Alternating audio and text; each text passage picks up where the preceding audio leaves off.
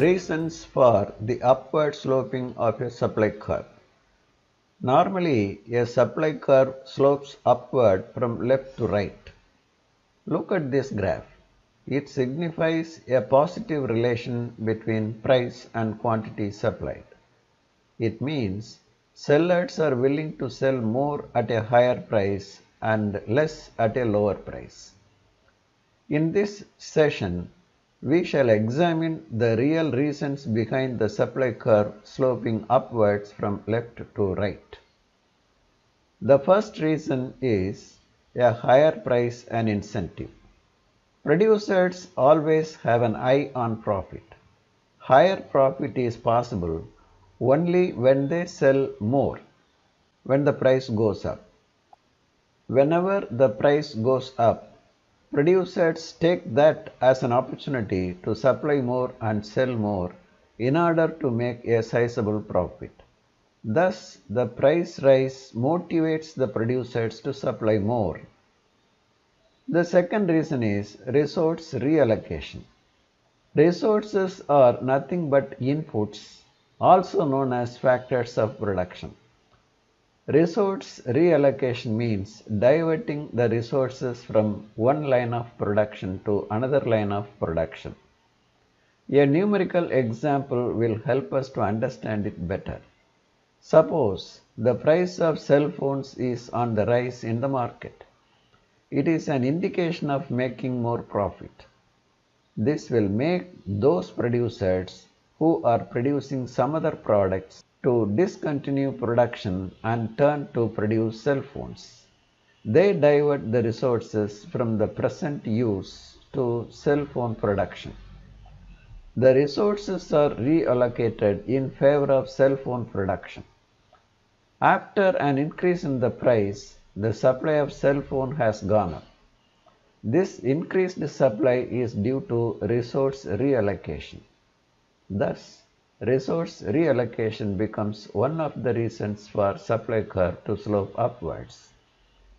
The third reason is diminishing returns. Diminishing returns means increasing cost. To be very specific, the cost per unit, that is average cost, is increasing. It in turn means further expansion of output is possible at a higher average cost. I shall make use of a numerical example. Suppose the average cost of a firm is 10 rupees and the price of the product in the market is 12 rupees. The firm can sell each unit at a price of 12 rupees and make a profit of 2 rupees. If the firm tries to produce more, then the average cost will become 14 rupees. It is not wise on the part of the firm to increase its supply.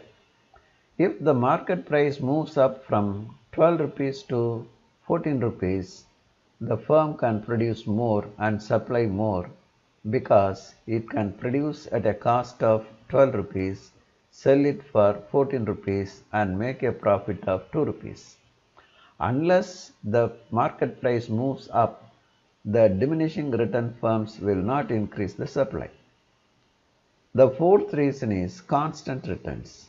In this case, the firm is facing constant cost.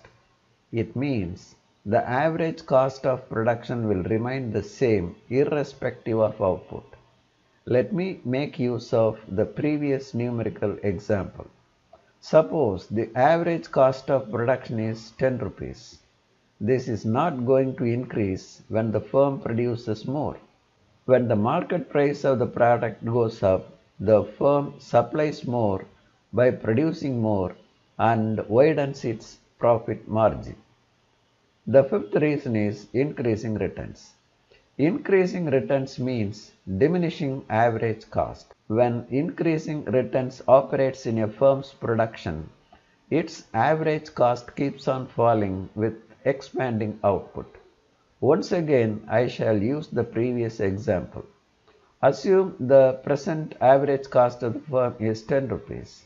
When it produces more, the average cost will become 8 rupees. Such firms will always try to make use of the rise in price to supply more and make huge profit.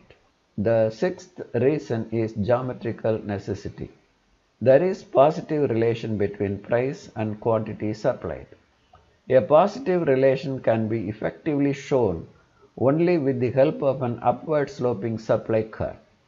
A curve of any other shape is not suitable to show the positive relation. Okay, our lesson ends here. We shall meet again.